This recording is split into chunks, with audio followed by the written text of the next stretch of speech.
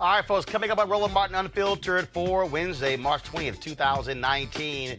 Andrew Gillum, who almost became the governor of Florida, as we speak, is announcing a major voter initiative in Florida over the next 18 months. We will go live to his announcement in the Sunshine State. Supreme Court hears a case of a small-town Mississippi prosecutor who kept black folks off of juries repeatedly. Did he practice violating the U.S. Constitution? No shock, white DA in Mississippi. Folks, a 911 calls with a crazy-ass white woman who used the N-word over and over in Connecticut grocery store have been released. Trust me, it does not help her case.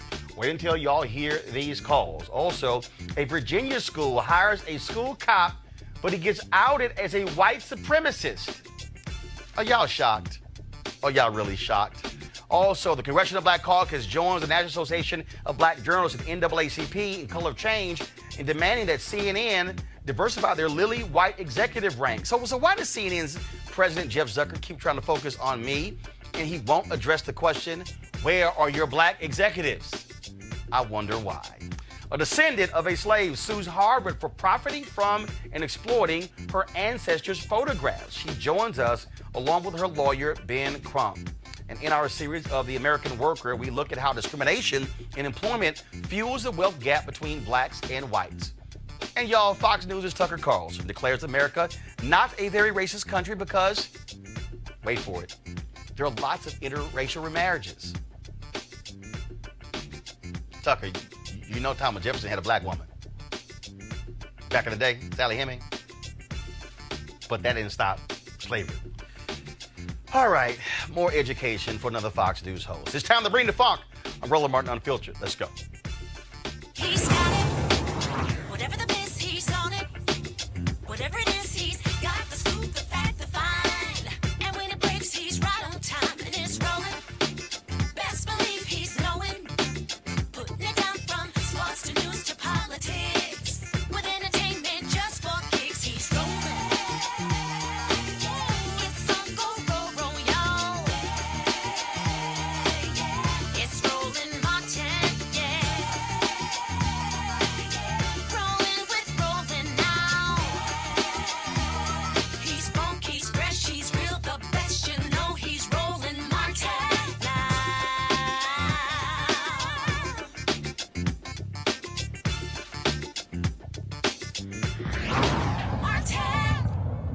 Folks, as we speak in Florida, Andrew Gillum, former Tallahassee mayor and Democratic nominee for governor, is going to launch a massive voter registration drive to defeat Donald Trump in Florida in 2020 and turn Florida blue. Once, of course, they go live, we'll go to his Facebook feed. Of course, Gillum's political committee, Forward Florida, still has nearly $3.9 million available. The state Democratic Party said it will spend $2 million to register 200,000 voters next year. Now, of course, Trump won Florida by a little over 110,000 votes in 2016. So more voters who actually vote Democrat could do the trick. Not only that, Republicans in Florida, as we reported yesterday, are doing their best to stymie folks formerly incarcerated from registering to vote. They represent 1.4 million people as well. That could be a game changer in the Sunshine State. When Andrew Gillum starts speaking, we'll go live. All right, folks, I want to now tell you about this story out of Harvard, where Harvard has been profiting. New York Times reported this.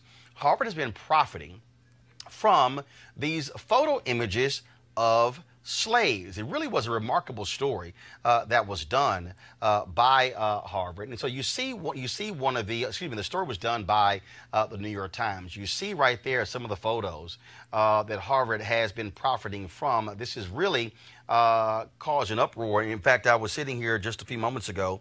I had retweeted something from Congresswoman Ayanna Pressley, who raised the question, why should they be profiting from these various photos? Should that be income that actually goes to the ancestors of those particular slaves? And so right now we want to go to Attorney Ben Crump. He's actually representing the granddaughter of one of those slaves. And so, Ben Crump, glad to have you here. Tamara Lanier, glad to have you here as well. Ben, a few moments ago, you sent me the complaint you guys filed. And so walk us through exactly what is it that you are demanding from Harvard? Yes, sir, Roland. First of all, thank you so much for covering this matter. Miss Tammy Lanier, the great-great-great-granddaughter of Renty, who was enslaved in South Carolina, Harvard preeminent Professor Louis Agassiz, a very celebrated scientist who we know today was a racist who sought to legitimize that blacks were inferior to white people while Abraham Lincoln was talking about Emancipation Proclamation. Harvard was going out and saying, no, blacks are inferior and should be on the plantation. Well, this lawsuit today says that Renty is 169 years a slave. And we has two questions in this lawsuit, Roland. Number one, how long will Harvard continue to condone slavery? And number two, when will Harvard finally free Renty? Ms. Lanier, this is it's an interesting story. First of all, go to my iPad, please. I have up the actual story from the New York Times. In Who Should Own Photos of Slaves, the Descendants, not Harvard, a lawsuit says. We also know, of course, when we found out that Georgetown essentially was saved as a result of the selling of slaves as well. Now we hear this about what Harvard is able to do. When did you first learn about these photos? I first learned about the photos in 2011 after the passing of my mother. And I came to learn about the photos because of a promise that I made to my mother. Throughout my childhood and throughout the childhood of my children, my mother would always tell us the story. She referred to him fondly as Papa Renty. And my mother talked about Papa Renty. She shared with us the stories that were shared with her. My mother heard these stories from her grandfather, who was Renty's grandson. So I'm not that many generations removed from slavery, but my mother spoke of Renty as a family icon. She was proud of her enslaved ancestors. She talked about them often. She talked about them with my sister and I. She talked about them with my children. And when she became ill and was close to dying, it became important to her that I write this story down, that I document this story. At that time, I wasn't aware of the daguerreotypes. I wasn't aware of the images. I was just trying to live out a promise that I had made to my mother. So after my mom's passing, I felt compelled to put together the story about Renty and our family genealogy as I had promised. And at that time, in 2010 and 2011, we didn't have access to Ancestry.com like we have today. The information wasn't as readily available as it is today, and I really wasn't prepared to do that kind of research. And I actually shared my story with a local restaurant owner who said that he enjoyed doing the research and he was willing to help. I told him the stories that my mom told me. I gave him the names that my mom shared with me. And I didn't go back to that restaurant for several weeks, but when I did, when I walked in, he was very excited. And he said, I found an image of your grandfather on the internet. And that's when I first became aware of the image. Ben, and Roland, go ahead. This is before the image. She had the oral history. So when Harvard starts saying, well, she can't prove her linear descendancy, well, these are the oral histories that was told to her before this famous iconic image that had been used in movies like Roots and 12 Years a Slave. They believe these daguerreotypes, the earliest known forms of photographs of African slaves, are worth conservatively between $20 and $30 million. Now, Harvard has these, and they have been complicit when she asked for them to engage her about she being the lineal descendants. They wouldn't even do it. They dismissed it and said, no, these are for educational purposes. Well, we're certainly going to keep following this story here. We certainly thank both of you for coming on the show to explain this lawsuit. Harvard has not commented. We certainly wait to hear what they have to say. Ben Crump, Ms. Lanier, thanks so much. I appreciate it. All right, again, so again, I want to thank both of you for being with us. Quickly, I want to go to my panel here to talk about this here because, again, what this also speaks to, folks, is still, as Ben Crump actually said in the New York Times story, where folks are still profiting off of slaves. Chris Metzler, conservative strategist, author of Divided We Stand, The Search for America's Soul. Also joining us is Erica Savage Wilson, host Savage Politics Podcast. And that's really what we're talking about here. Mm-hmm. What people need to understand is if you think about Jews, the reality is after World War II, to this day, the search continues for artifacts that were owned by Jews, that were actually stolen, that were taken by Germany and other countries as well, and was returned back to those families. In the case of slaves, they were property, but their image and likeness is still theirs. Chris, you have a legal background. Your thoughts about this? Yeah, I mean, this to me is an absolutely unbelievable story. The fact that they think they can just appropriate someone's image and use the term educational purposes. Well, even with educational purposes, we have copyright and copyright infringement, and you still have to pay folks for their image. It is a pure economic issue in which what should happen is Harvard, if they had any sense, would just settle this and move on, because from a damages standpoint, from an economic damage standpoint, they are in big trouble here. They cannot advance the argument, well, they were property. That argument is not going to work, particularly since they are continuing to profit. So even if you believe they were property before, well, once they were no longer property, then what happens? And Erica, the other issue is this here, and so I would not advise Harvard to use the argument, well, how can you actually know in terms of tracing your history back? Because black folks, of course, were raped and beaten and families broken up, so we couldn't trace our history because we were property.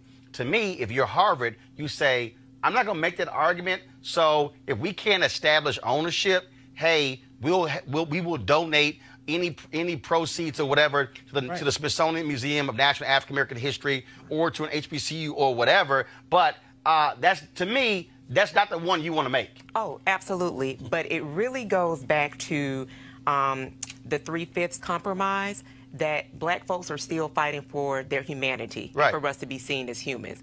And that number, $20 to $30 million, these are the type of things that we're talking about when the discussions now are raised more, but they've not just began around reparations, about black people getting their due because our humanity was stripped in such a way that we have not been able to catch up economically, housing-wise, education-wise. So for Harvard, I think it would have been best for them to first maybe pick up the phone and talk with someone from Georgetown first before they released a statement about not being able to to track who and what this photograph that particularly belongs to, especially since we have a culture of Chris, real quick. Yeah, so but the interesting thing is you are one of the world's premier legal and research institutions. You have all kind of folks with genealogy and all of that kind of stuff. You mean you just couldn't go down the hall and say to the head professor of genealogy, help us out here,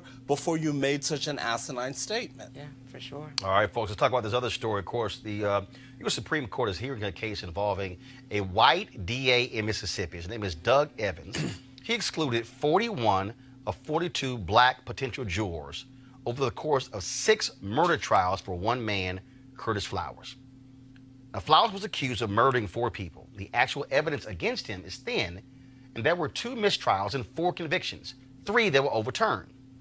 The one conviction that stood had 11 whites and 1 black person on that jury. Now, the reason also they kept getting overturned, the cases kept getting overturned because Evans kept striking black people.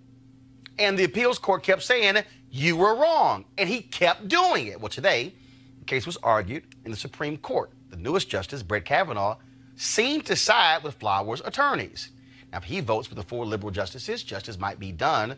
The ruling is expected to be before June. Also, today, Clarence Thomas woke up and actually asked his first question in 3 years. He's known for not really asking any questions. And in fact, prior to him asking a question 3 years ago, It was 10 years before he had actually asked a question.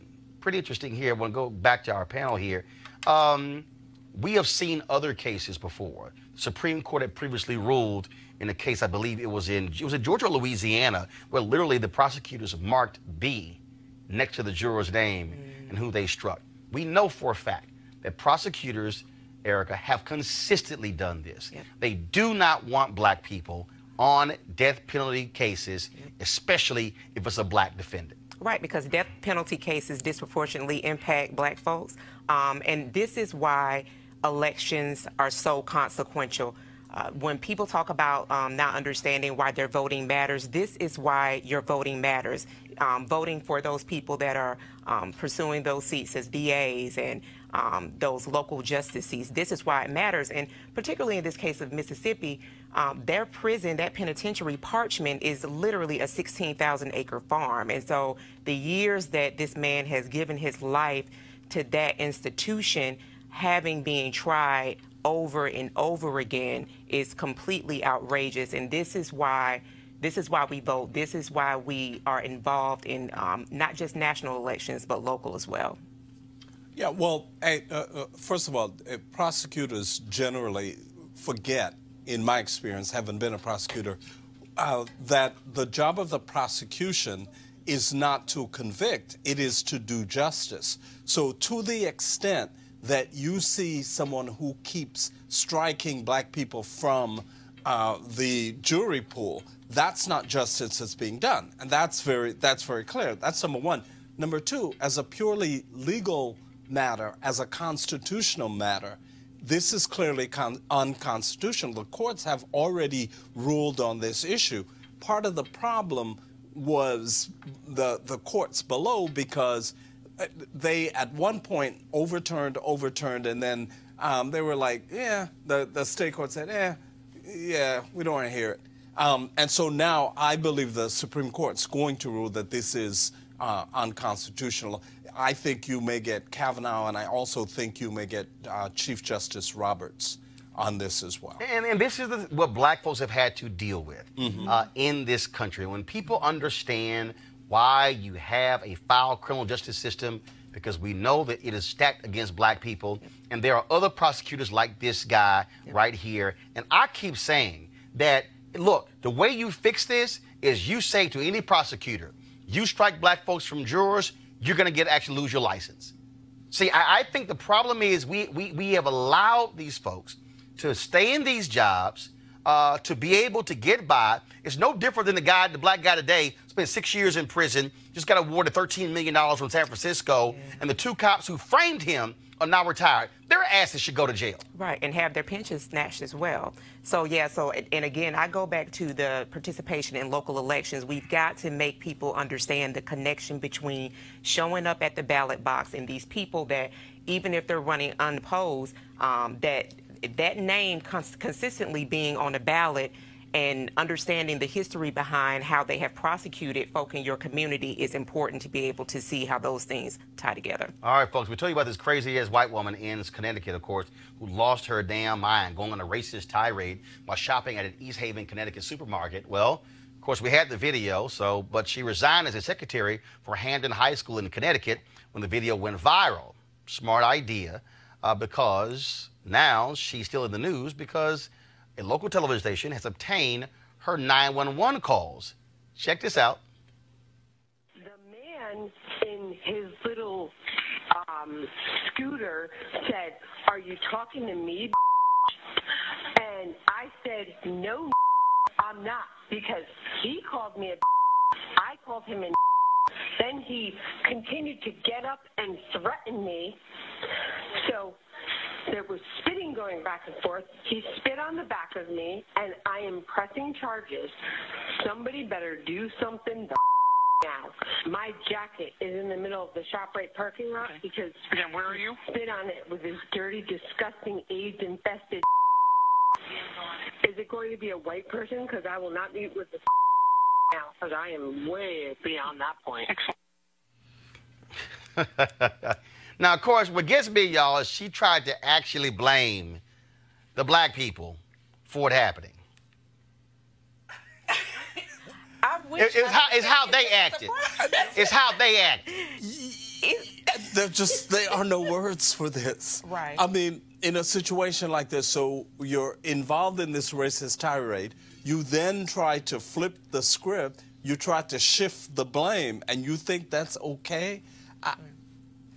No words. And I think, Chris, because it's worked for so long, but now with the advent of social media, with people recording these instances and uploading them so that the general public is made aware, that's kind of like the turning point where we are now. But it doesn't surprise me. Right. Well, also what doesn't surprise us is that we have white supremacists who are on law enforcement and also in our schools, folks. Check out this video here of a school cop introducing himself at his new job. Hi, I'm Officer Dan Morley. I'm going to be the new school resource officer at L.C. Byrd High School. I grew up in Chesterfield and graduated from James River High School in 2006. I want to ensure that the children of this county get to have the same safe childhood that I did growing up. Oh, he cares about the children of this county. Except one problem, folks. Daniel Morley, that's right, the guy right there, working in a school in a 22% black county, actively involved with a white supremacist group identified Europa.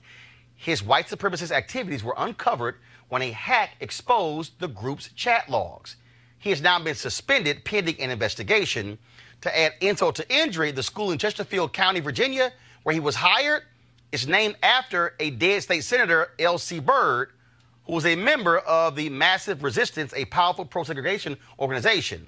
So even after the 1954 Supreme Court decision in Brown versus the Board of Education, the school board in Chesterfield still has some work to do. The thing about this is that we reported the other day, white supremacists in our military, in law enforcement, we keep seeing this over and over and over again. And these are folks with badges and guns. These are the people who are playing a role in what's happening with our children. And the fact of the matter is, they should get exposed. We should keep having this here. And this, again, this is the kind of stuff that black folks are saying, hey, stop acting like we think racism is all gone when you got white supremacists walking around with badges and guns. Absolutely. And this is another, and there should be a real campaign for having counselors and not resource officers, or just really police officer, law enforcement in school. It's really a reinforcement of what our children see on a daily basis through all threads of social media, through publications, the aggression that people who don't commune daily, who don't have relationships with black folks and do have, unfortunately, positions of authority, then they allow themselves to really act out all of these really negative behaviors. So for him to be kind of like one of the many examples of people that are in law enforcement who then have street beats and then assassinate young black men and women and boys and girls is further a reason for me that I think that we should have more counselors and less resource officers in our schools. Yeah, look, the issue of infiltration is not a new issue. I also think it is the issue, though, of how the law enforcement can have much better relationships with everyone in the communities if only they would interact with the communities more so. It is this whole notion now, what has happened in the last decade is that we don't have community policing. In fact, we have the us versus them. Now, some people say that's because, well, all these people have turned into gangbangers. I don't know about all that. But I think from the standpoint of that's a critical component for law enforcement. Well, again, the fact of the matter is, folks, to act as if racism is dead in America, I'm going to deal with you a little bit later, Tucker Carlson, on that particular point. But we have many stories like this. Going to a break right now, Roland Martin Unfiltered. Back in a moment. You want to check out Roland Martin Unfiltered? YouTube.com/Roland S. Martin. And subscribe to our YouTube channel. There's only one daily digital show out here that keeps it black and keep it real. It's Roland Martin Unfiltered. See that name right there? Roland Martin Unfiltered. Like, share, and subscribe to our YouTube channel. That's YouTube.com/Roland S. Martin. And don't forget to turn on your notifications so when we go live, you'll know it. But it wasn't until I became independent and they started messing with my money that I really cared. What's really going on? It's too much that is endangering us, from the food that we eat to the air that we breathe. They are killing us. The climate of our nation now, with Trump just running his mouth and saying senseless things and crazy things, and it was like, and I often now think, who is our voice? You have to have something that has taken place that you care about if it stands for. So I'm gonna play devil's advocate. But if you put someone up there that don't look like I do and don't sound the way that I sound and can break it down to me, I'm not listening. And my mother said, girl, don't be no damn fool. But it wasn't until Obama got into office till I really started being more educated about the process and how my voice is really heard through my vote. Now, everybody wants things to be easy. We've had a hardship for a long time. If we allow things to be fun, maybe we can get more people on board with it. Hey fam, want to check out Roland Unfiltered, the blackest show on all of digital, cable, and broadcast. Check out our audio podcast. There's only one daily digital show out here that keeps it black and keep it real. It's Roland Martin Unfiltered. Press play.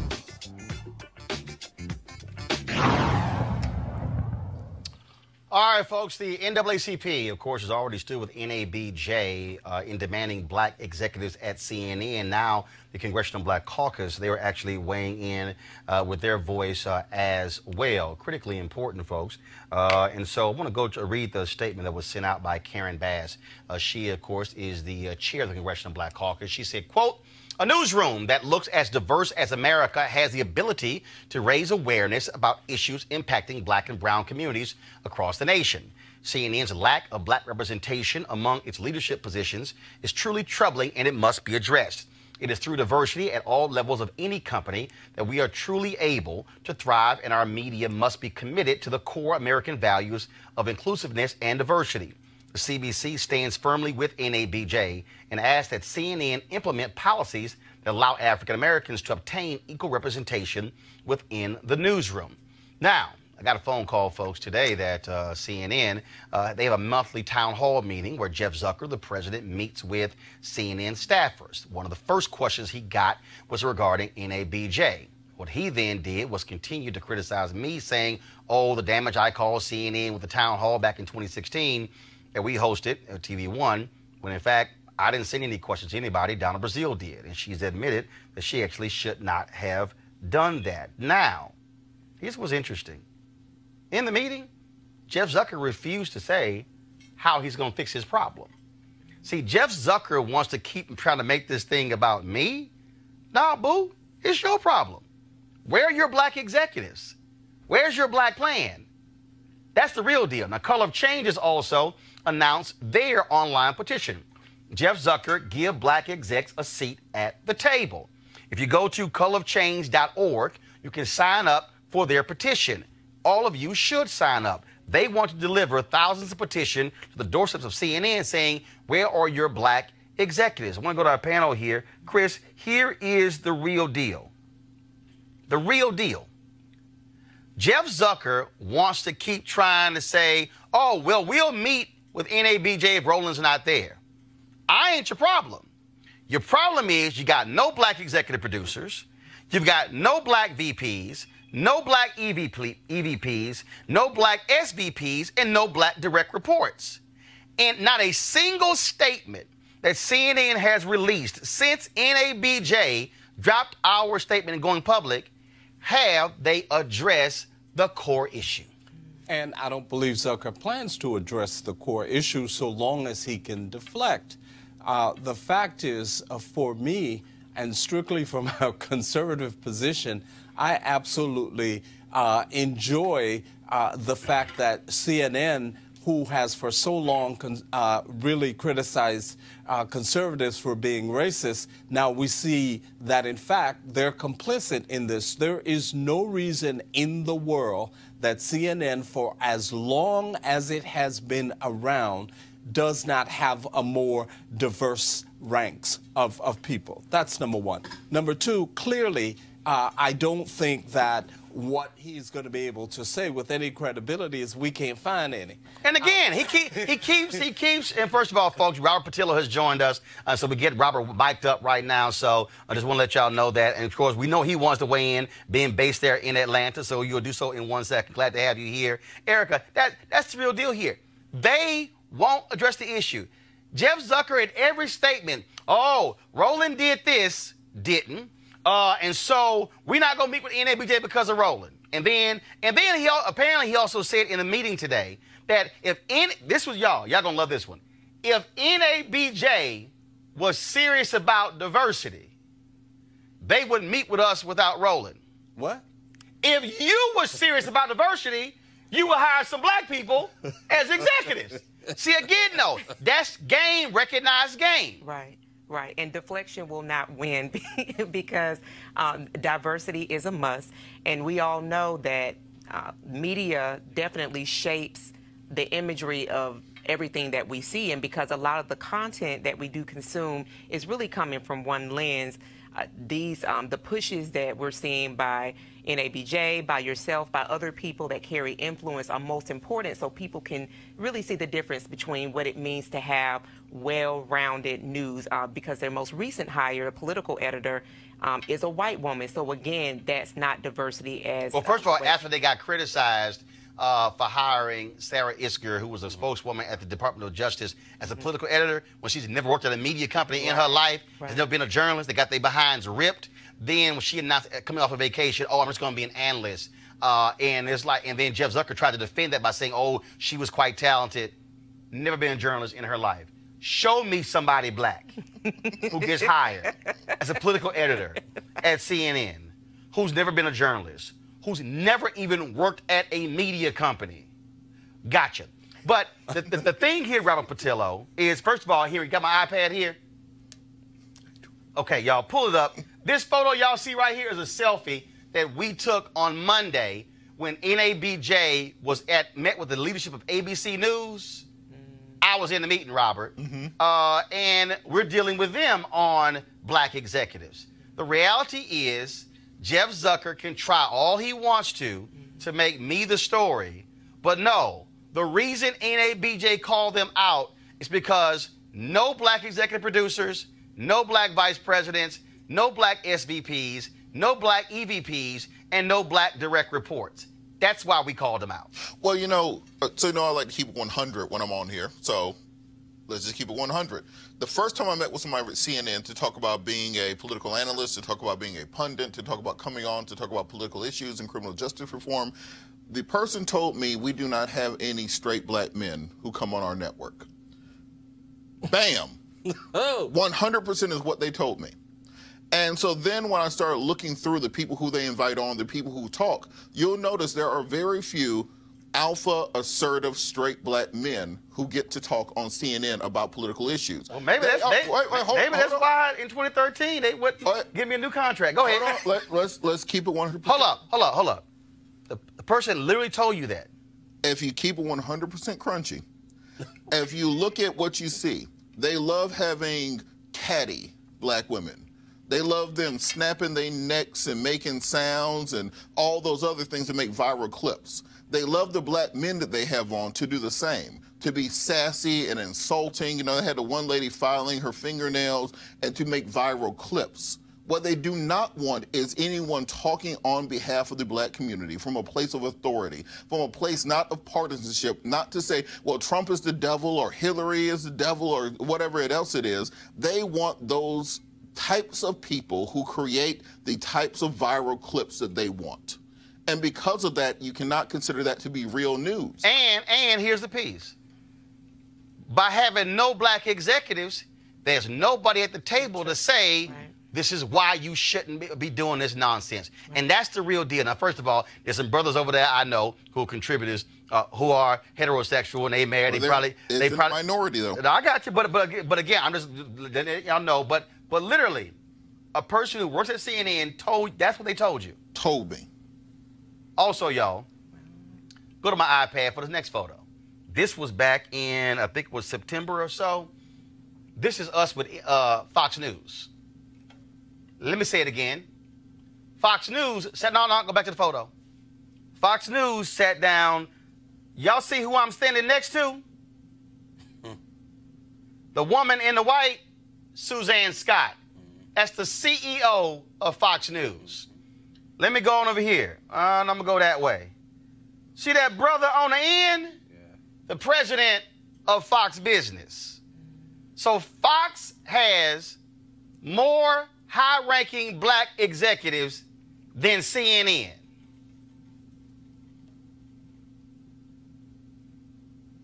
Just going to leave that right there. Fox has more high-ranking black executives than CNN. Yep.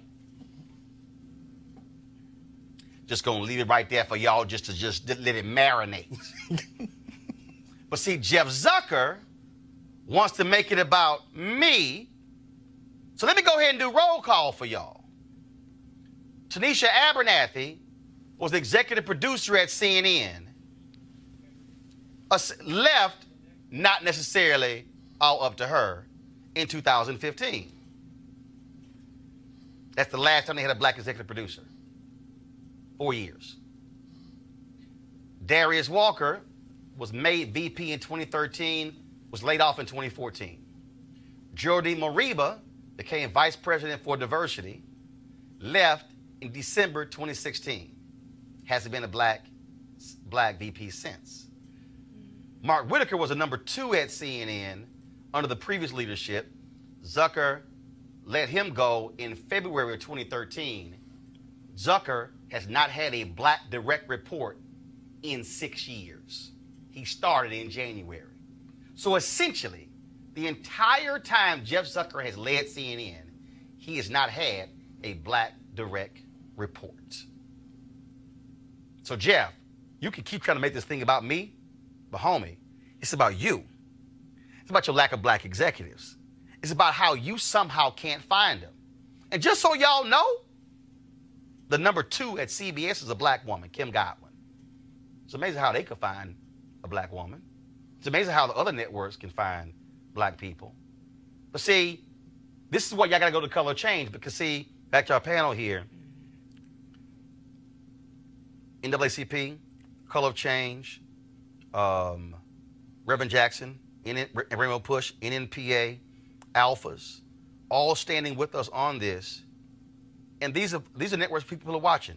And then one media writer tried to sit here and say, oh, NABJ forgot Don Lemon. First of all, Don not an executive.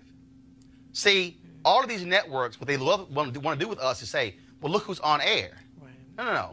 We care about on air and off air. Right. They want us to focus on the sharecroppers, the folks on air, and not the folks who are running the things. Right. It's, your participation with the NFL, so it's about the people that make the decisions. Right. Not necessarily. It is about the players, but it's about the people that makes the decisions. So continuing to push that diversity and not deflection is definitely going to be most important. And then we're going to have to get engaged on that because, again, this directly impacts the content that we see every day, and it's a 24-hour news cycle. And see, but again, just so I need y'all to understand, because we're going to take this thing to another level. And here's the other piece. So with no black execs at CNN, which means that those black folks who are there don't have the opportunity to get hired by another network. See, that's the other piece. Pipeline. Yeah. Pipeline issue. Pipeline. So if you are a VP at CNN, you might get hired as an SVP or EVP or president somewhere else. Yeah. That's also the issue. Yeah. Well, it's and also on this point of editorial control.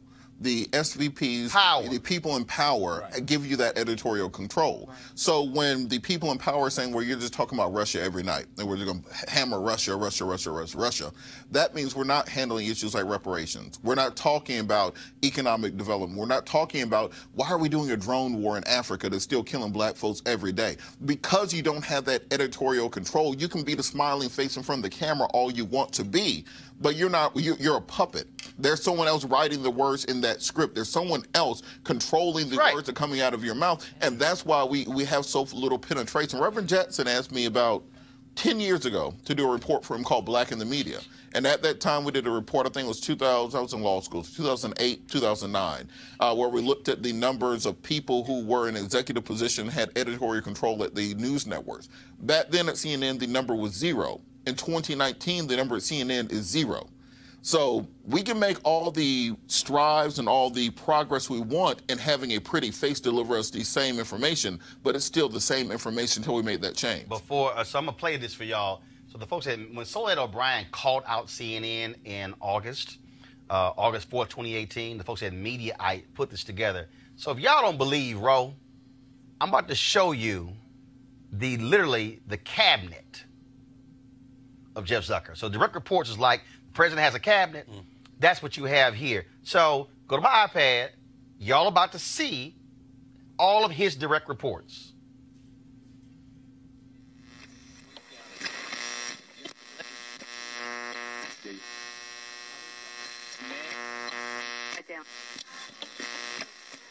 This is CNN.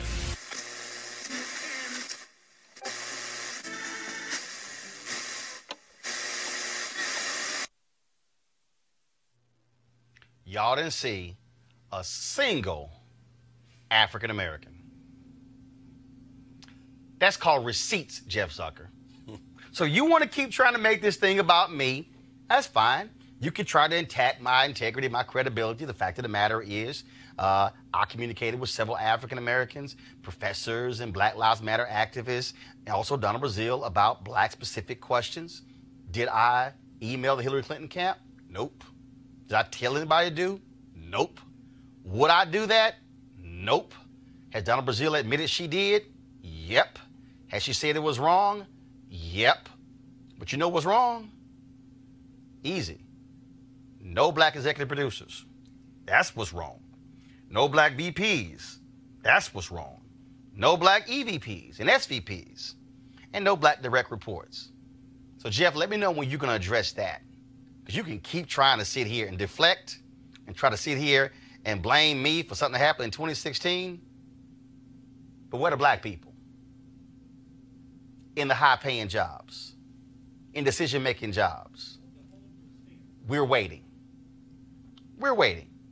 All right, folks. Let's go to our next story. As part of our series on the American worker, in partnership with the American Federation of State, County, and Municipal Employees, also known as AFSCME, we're taking a look at a new report from the think tank, the Center for American Progress. The report is titled, Systematic Inequality, How America's Structural Racism Helped Create the Black-White Wealth Gap. Key findings on the relationship of jobs to wealth. This is what it says, quote, persistent labor market discrimination and segregation forced blacks into fewer and less advantageous employment opportunities than their white counterparts. Thus, African Americans have less access to stable jobs, good wages, and retirement benefits at work.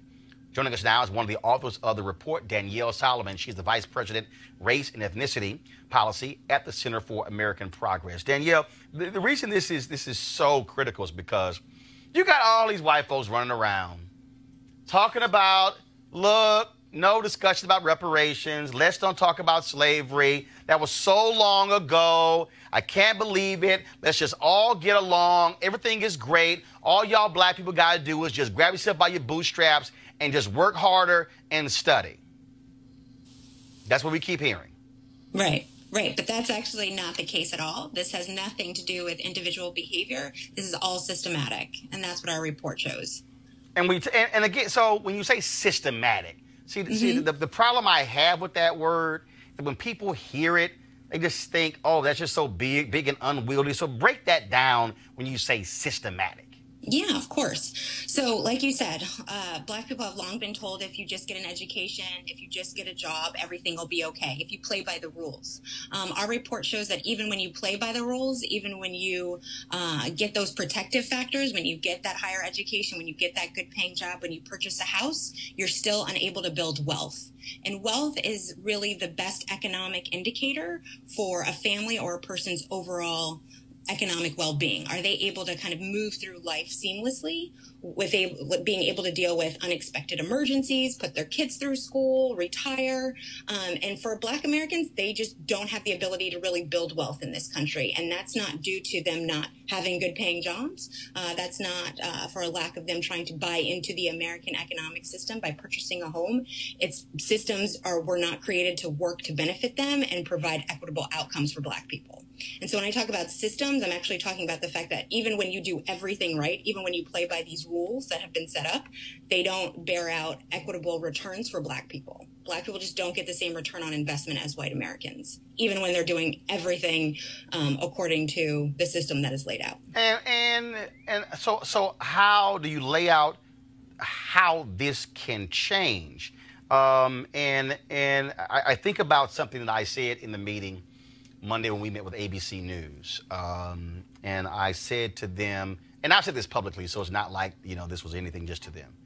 What I've said to other leaders in media, again, and publicly. I look at what John Landgraf did at FX Networks.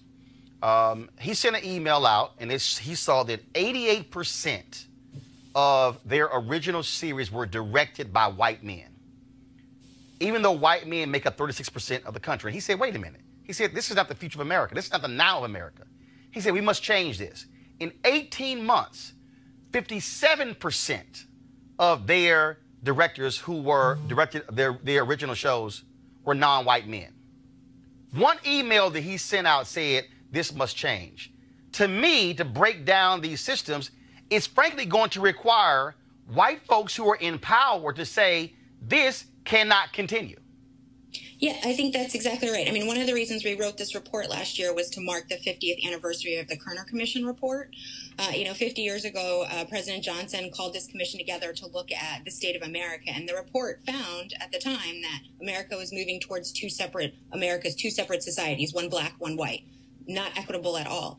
And one of the main sources of that, diversion is white racism.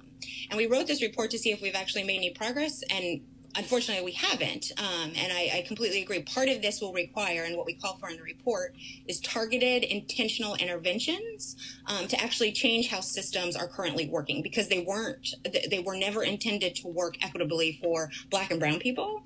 And that requires intentional efforts to change outcomes. And that's going to be a hard thing to do. But if we really want to change and shrink this gap and close this disparity, we're going to have to do that.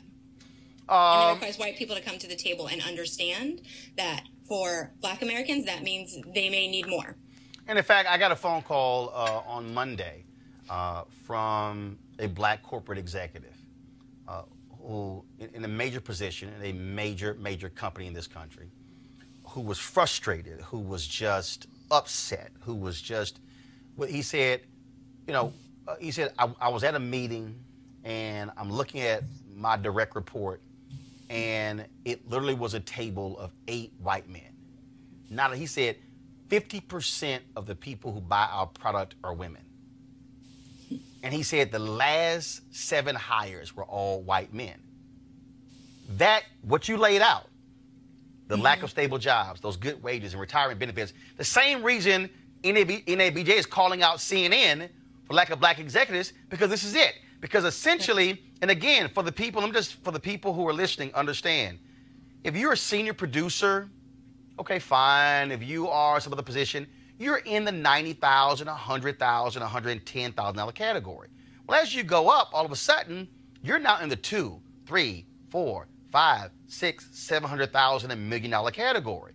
And so if we only get these jobs that are down here, and again, $100,000 is a damn good salary. Over the course of a decade, that's $1 million. But this white colleague over here, who in 10 years is making $500,000 a year, that means they have made $5 million in 10 years.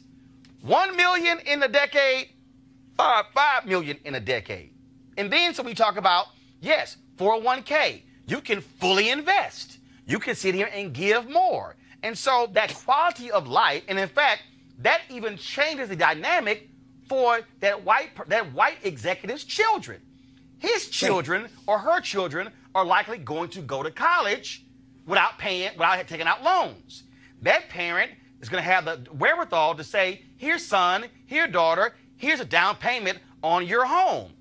Black person over here who's making 50 or 60 or 70 or 80 or 100,000, they don't have that kind of freedom because more than likely they have college loan debt. They have other forms of debt as well. And so we have to just get people to understand that. And I got to say this here as well, Danielle, and I've heard this.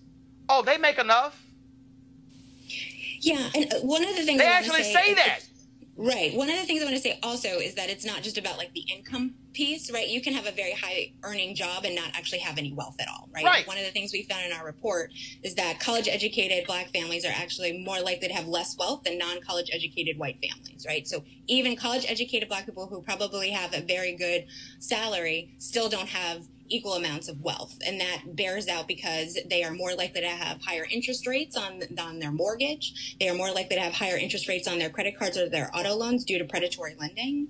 We also know that if they actually sell their home, they are likely to get less of a return on investment compared to their white counterparts. And so it's not just about access to the jobs, even though that's a huge piece in increasing wages. It's also about how do we shore up civil rights protections to ensure that Black people aren't being targets for predatory lending. How do we ensure that more Black people participate in the market and have robust 401k plans? Right now, it's not as good as it should be. We also know that Black people are not playing in the market as much as they should. And that's because they don't have extra money to put aside. That's right. And then on top of that, we need to reduce debt for Black Americans. This is another big piece of the report where we talk about, the need to reduce the debt, even though we also know that Black people actually have less debt than white Americans. They just have higher interest rates on the debts that they own. And so it's a combination of a number of things to shrink this gap. It's not just one thing. All right, then. Danielle Solomon, I appreciate it. Thanks a lot. Thank you. Robert, you want to make a comment? Just a quick point for Danielle that I'm a CAP alumni also. I interned at Center for American Progress. Part of the issue is getting the studies, getting the information down to the grassroots level that will create these wonderful studies, these wonderful focus groups. We'll have a 20-page binder with a nice cover on it, and it will never get down to the street level, never down to the pastor, to the barbershop, so people can actually actualize that information. Well, first of all, it's not going to get down there because when you have mainstream media where Black people are not making decisions, it's not going to get covered. Yeah. I mean, let's be real clear. Okay? Yeah, for sure. You're not going to see this discussion on the cable news networks or the broadcast networks. They ain't going to make the cut because, like I said earlier, you got nobody in the room who's saying this needs to be on our air, and then you don't have any host with any power who can say, do the story. I mean, that's just the reality. Right. And even if it does get covered, it's, a 2-minute snippet. I've watched programs. Oh, 2 minutes is a lot. It ain't going to be 2 minutes. It ain't going to be 45 seconds. It ain't going to be. That's what I'm about to say. 30 seconds. Maybe 30. Maybe. 30 seconds. And have just been astounded thinking to myself, there's all of this coverage over something that's really, high level that, while it is important, it is not something that really literally impacts the day-to-day American. Happen. Yeah, but. Ain't going to happen. Ain't going to happen. I got to go to a break right now. We'll be back. Roland Martin Unfiltered.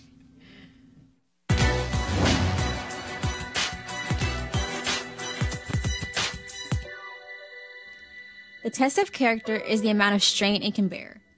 Lawyer and civil rights activist Charles Hamilton Houston.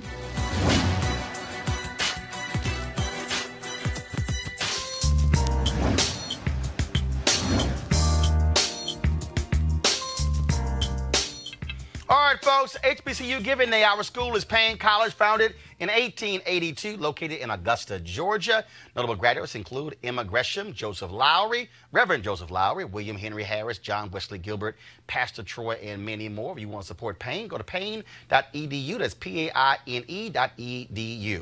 Calling all HBCU alumni, students, and leaders, enter the Ford Motor Company HBCU Mobility Challenge and win $25,000 for your school. Building on their long-term support of HBCUs, Ford is looking to improve mobility in HBCU communities through innovative solutions. The winning program will receive a grant up to $25,000 to implement their proposal. The deadline is near March 31st, 2019. Go to FGB.Life, FGB.Life for more information and to apply. Ford goes further in our community, and we certainly thank them for being a partner here at Roland Martin Unfiltered. All right, folks. Tucker Carlson just continues to make a bigger and bigger fool out of himself. Folks, this was little Tucker last night on Fox News. We agree that slavery is America's original sin. I think it has had consequences that have rippled through the centuries. The question is, what do you do about it? And because it's actually not a very racist country, we've had a ton of intermarriage and even more immigration. Okay, y'all. So the black guy with him was Jason Nichols, professor of African American Studies Department at the University of Maryland. So here's what's really going on here. Let me woosah. What's actually happening here is Tucker Carlson really is leading the effort on Fox News, really in media, with this white fear. Now, I told you, I'm actually working on this book. And the concept of this book is very simple. White people are really freaking out about changing America. This is all about 2043. This is all about what this nation is going to look like in 2043. That's when America is going to be a nation majority of people of color.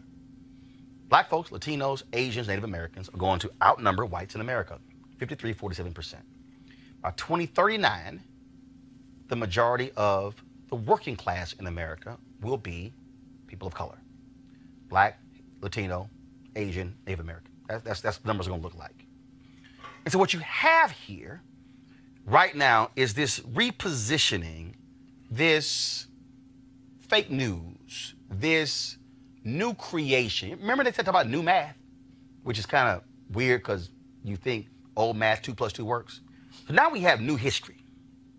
And so we have people who like Tucker, who won't have a Danielle on to discuss that report, who won't do a story on the white supremacist cop here in Virginia, who won't run the viral video of the white woman working for a school district calling the black man the N-word in a supermarket, probably won't do the Harvard story when it came to the pictures, will not do all of the lack of black executives at CNN. Now, Tucker Carlson ripped CNN on all kind of stuff. But why won't he talk about no black executives? Why am I paying all of that? Those are all the stories that we just did on this show. So in Tucker's world, race is gone. People are marrying. Did you actually use the interracial? Can y'all play it again for me? Because I just want to make sure I heard Tucker right that racism is gone in America because of interracial marriages. We agree that slavery is America's original sin. I think it has had consequences that have rippled through the centuries. The question is, what do you do about it? We're doing something here in Miami Gardens. And because it's actually not a very racist country, we've had a ton of intermarriage and even more immigration. Ton of intermarriage. Jack Johnson, first black heavyweight champion, had a white wife. Didn't he get prosecuted because of the Mann Act for transporting a white woman across state lines, which is why they're still trying to get him a pardon? How many other black men married white women in American history? How many black men got lynched because they were with white women? Tulsa, rumors of a black man raping a white woman. Emmett Till, whistling at a white woman. So Tucker, we've always had interracial marriages. But matter of fact, the Luling decision, what was that, 1968? 67? Yeah. So it's not like we've had legal interracial marriage for a very long time. Folks, in their minds, racism has gone out of the window. It's just evaporated because of immigration and interracial marriage. So, Tucker, why do these other stories keep happening? Oh, that's right. Y'all say that's just a small piece. Yet it continues. Because if race has no impact, how about the story that we did that showed that black students are getting $23 billion less than schools with white students? How about the story we did where black communities are valued at $150+ billion less than white neighborhoods? See, I need y'all to understand the game that's being painted here. They want to paint this picture that those things are so far in the past that you shouldn't bring these things up. And the reality is, this has been in hyperdrive since Obama became president. Now, I'm going to connect the dots for y'all. Black lawyers have told me that they're seeing fewer black law partners at major firms today than a decade ago. Corporate America, many of these companies are looking at getting rid of their affinity groups. That means the black employees group, the Latino employees group, because they really said, oh, Obama became president, we good. These things are literally happening in America because they said, oh, we had a black president, all those things have evaporated. Well, when Thurgood Marshall got on the Supreme Court, it's not like racism and criminal justice somehow ended. I just told you earlier the Supreme Court is considering a case where a white DA in Mississippi threw black people off of juries, 41 out of 42. So I thought it all ended because of Thurgood Marshall. Hell, didn't I just tell you about white supremacist cop in Virginia? So I thought racism would have ended when Doug Wilder became governor of Virginia. This is the game that they're playing. Because, see, they want to say that we're crazy. Y'all just victims. Why y'all keep making this stuff up? But we didn't make up the white supremacist cop or the crazy white woman in Connecticut who's working with the school system in Connecticut. But see, what Tucker is doing, and Fox News is the largest cable news network, back and forth as the largest cable network, period, they are painting this picture for their largely white audience, about 1% black people, that these things don't exist, so y'all shouldn't worry about these things. Y'all need to understand game, recognize game. And if you think we're going to see less of this, you lost your mind. Because every year as we get closer, you're going to see this thing ramp up because we are living in the world of white minority resistance. They really believe that they are discriminated against as much, that their lives are so much more difficult, and that we have made things harder for them, and we all have it great because they say y'all have got Oprah and LeBron and Beyonce and Jay-Z and NBA players, and y'all got all of this, but they will never say only one black NBA owner, no black Major League Baseball owners, no black NFL owners. What they see are the sharecroppers who they think are doing so much better than them, when we can count countless white actors and entertainers who are doing a hell of a lot better than them.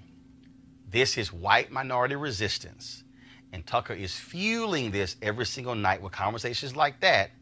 Y'all better get used to it because we're going to see more of this. Real quick with my panel. Well, I think a big point that we have to understand is we cannot separate the racial aspect from the socioeconomic aspect. Can't at all. That one thing that the upper classes do very well is they teach the lowest, poorest white folks that we're not your problem. Those black folks and those Latinos are your problem. And they teach the poorest black folks, oh, us rich people aren't your problem. It's those racist white people that's your problem. But what they want to prevent from happening is poor black folks, poor Latinos, poor white people getting together and understanding that we need factories, we need jobs, we need better schools, we need better housing. And if we all do this together, then that's how we create these things going forward. As long as we can separate you on racial lines, then we prevent you from uniting on socioeconomic lines. Well, and you know, for me, I say forget 40 acres on a mule. Give me a marijuana growing license and a marijuana processing license. And we look at the state of Maryland. State of Maryland just issued all these marijuana licenses, not one, not a single one to an African-American person. So now they have to reopen the process. And Fox, the entertainment network, is going to continue to push this because it's in their best interest, as you mentioned, with the social justice piece, that white people who did vote for this current administration that's coming after their benefits continue to feel entitled because of their color, but race is not going to save them at the end of the day. I just want us to understand, I need people to understand, these segments you're seeing on Fox News are by design, okay? And Tucker is doing more than anybody else. And you're going to see this thing play out in the 2020 election. people better understand what's really about to happen here, because this is white minority resistance. That's what they have created this notion. We are the victims of immigration, and we're the victims of those civil rights laws because nothing was done for us. That's what's at play here. Well, a big chunk on that is this idyllic, grand old party, make America great again, this idea that we can go back to the way things were in the 1950s. But what they don't say is, well, in the 1950s, every other industrialized nation on earth was destroyed by World War II. China, Japan, Germany, Russia, England, France, everything was destroyed. So you had complete American domination of the world market. We're not going back to that without another world war. But never going to happen. So as long as you can push this victimization of certain groups, they believe that y'all black folks are the reason I'm broke. Not the economy, not the rich people, not the billionaires, not the corporations, not the government. It's you being broke is the reason I'm broke. But Chris, what we also seeing here, again, you said grand old party. Democrats playing the exact same game. Mm-hmm. The lack of spending with black firms, with black consultants, black pollsters, black caterers, black event organizers, black audio companies. It's the same thing. And so they want political sharecroppers. Right. And the Democrats are doing it because they believe that, in fact, that's going to help them regain the power that they've lost. The question for black people is, when are we going to hold folks accountable, whether they are on the Republican side or the Democratic side? That's the question. Again, it's all about money. Real quick, Erica, real quick. No, I mean, that's of great importance, and I think that's why supporting platforms like this, where we really get to actualize and see our power and understand that unless these types of issues are really dealt with, we have transcribers that do go to the barbershops and to the churches and that do talk about these issues. We'll continue to see these things played out over and over again. Folks, real quick, they've been having some serious problems with Andrew Gillum's feed in terms of at this rally. I mean, literally, it keeps shutting down. Do we have it up over there, folks? Y'all having the same problem? And so what's happened is I'm right now, so pull it up real quick. I'm on Periscope right now. Pull it up. You got audio? All right. And I run into people all the time who remind me how hurt they are. And I'm like, I promise you. Yeah, so I don't know. So what's happening is that's actually, first of all, our Wi-Fi here is good, but the problem really is whatever the issue is in where they are live streaming this, so it's cutting out on Facebook and Periscope. So if you want to go to Andrew Gillum's Facebook page, go to his Periscope page. We're going to try to have him on as well. But yeah, the problem with the stream is really how they're doing it. I wouldn't be surprised if they're using a Wi-Fi. They should have called me. I would have told them that's a bad idea if y'all want to stream this event. So, and so I'm just letting y'all know that don't work. All right, folks. So I gotta go. But first of all, let me thank Robert, Chris, as well as Erica, as well as Chris. Where's your book? Where'd you put your book? Oh, like this. See, Chris, Chris, if you're gonna have a book, you got to sell the book. Right. You have the book out. Always be selling. You would think a Republican would know that, but damn.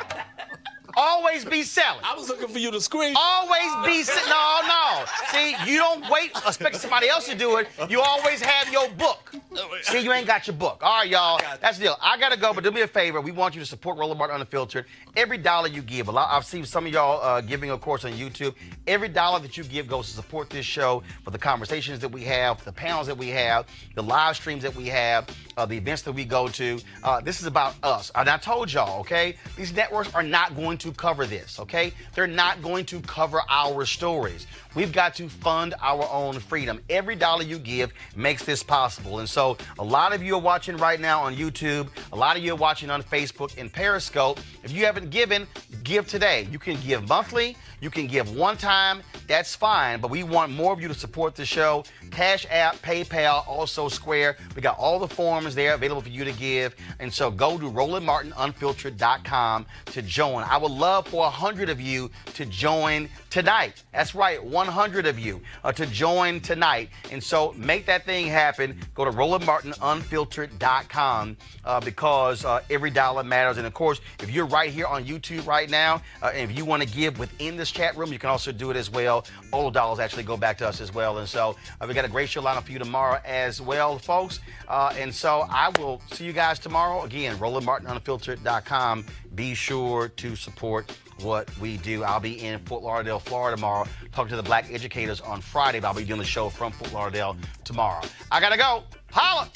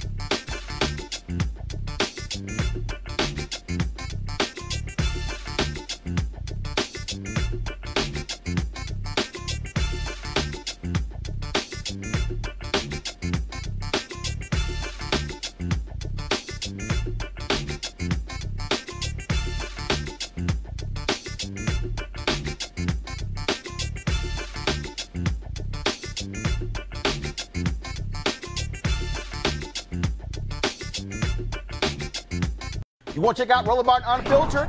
YouTube.com/Roland S. Martin. And subscribe to our YouTube channel. There's only one daily digital show out here that keeps it black and keep it real. It's Roland Martin Unfiltered. See that name right there? Roland Martin Unfiltered. Like, share, and subscribe to our YouTube channel. That's YouTube.com/Roland S. Martin. And don't forget to turn on your notifications so when we go live, you'll know it. Hey fam, want to check out Roland Martin Unfiltered? The blackest show on all of digital, cable, and broadcast. Check out our audio podcast. There's only one daily digital show out here that keeps it black and keep it real. It's Roland Martin Unfiltered. Press play.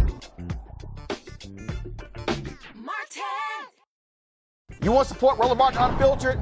Be sure to join our Bring the Funk fan club. Every dollar that you give to us supports our daily digital show. There's only one daily digital show out here that keeps it black and keep it real. It's Roland Martin Unfiltered. Support the Roland Martin Unfiltered daily digital show by going to RolandMartinUnfiltered.com. Our goal is to get 20,000 of our fans contributing $50 each for the whole year. You can make this possible. RolandMartinUnfiltered.com.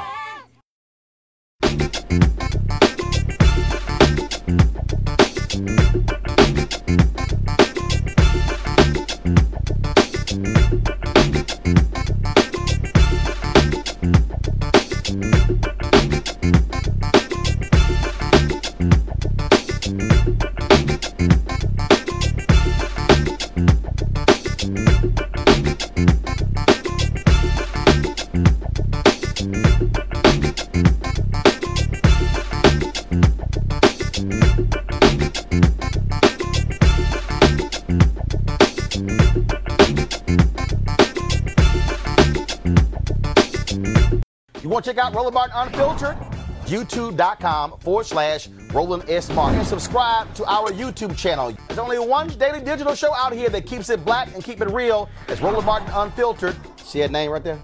Roland Martin Unfiltered. Like, share, and subscribe to our YouTube channel. That's YouTube.com/Roland S. Martin. And don't forget to turn on your notifications so when we go live, you'll know it. Hey fam, want to check out Roland Martin Unfiltered? The blackest show on all of digital, cable, and broadcast. Check out our audio podcast.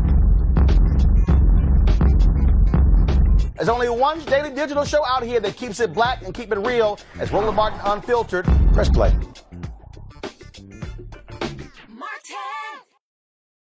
You want to support Roland Martin Unfiltered?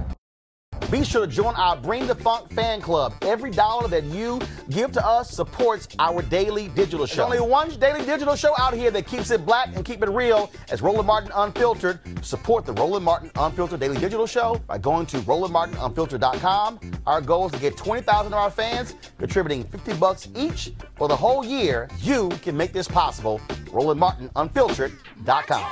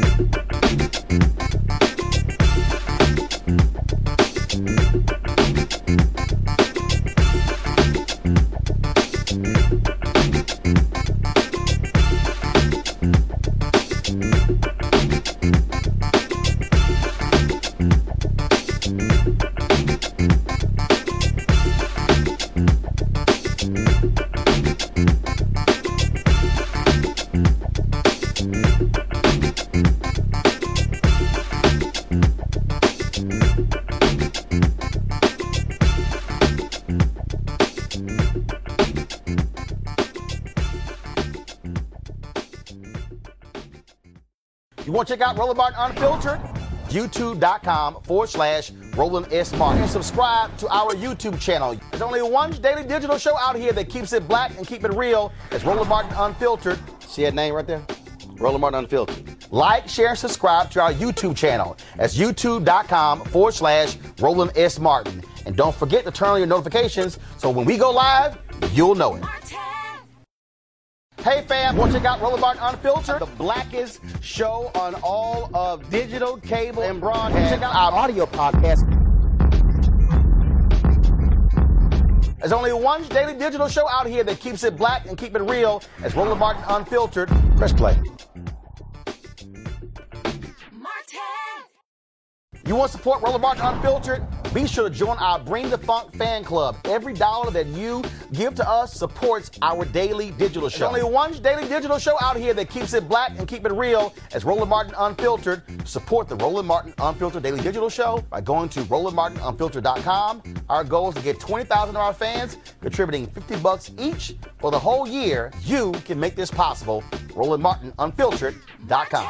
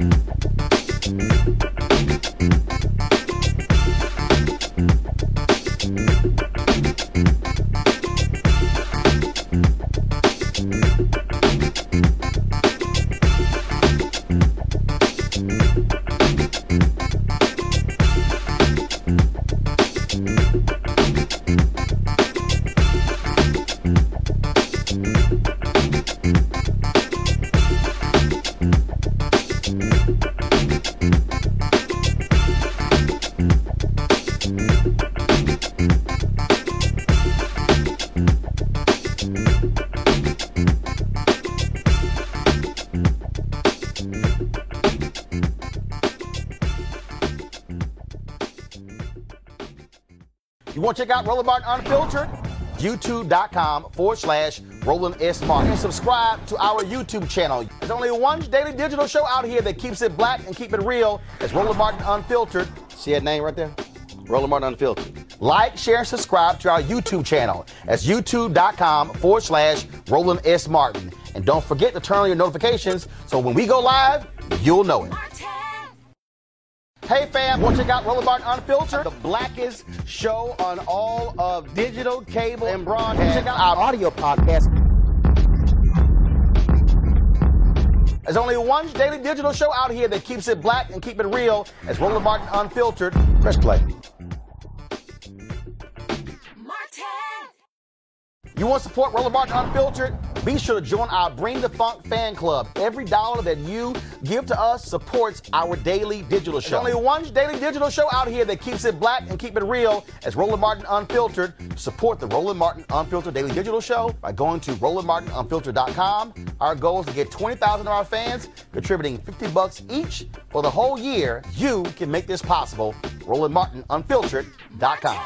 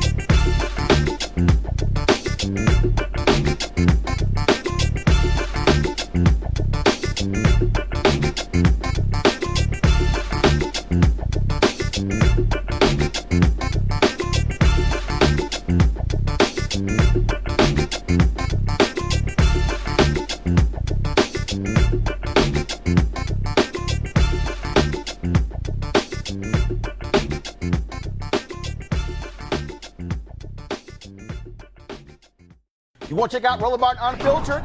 YouTube.com/Roland S. Martin. And subscribe to our YouTube channel. There's only one daily digital show out here that keeps it black and keep it real. It's Roland Martin Unfiltered. See that name right there? Roland Martin Unfiltered. Like, share, and subscribe to our YouTube channel. That's YouTube.com/Roland S. Martin. And don't forget to turn on your notifications so when we go live, you'll know it. Hey fam, want to check out Roland Martin Unfiltered? The blackest show on all of digital, cable, and broadcast. Check out our audio podcast. There's only one daily digital show out here that keeps it black and keep it real. It's Roland Martin Unfiltered. Press play. You want to support Roland Martin Unfiltered? Be sure to join our Bring the Funk fan club. Every dollar that you give to us supports our daily digital show. There's only one daily digital show out here that keeps it black and keep it real. It's Roland Martin Unfiltered. Support the Roland Martin Unfiltered daily digital show by going to RolandMartinUnfiltered.com. Our goal is to get 20,000 of our fans contributing $50 each for the whole year. You can make this possible. RolandMartinUnfiltered.com.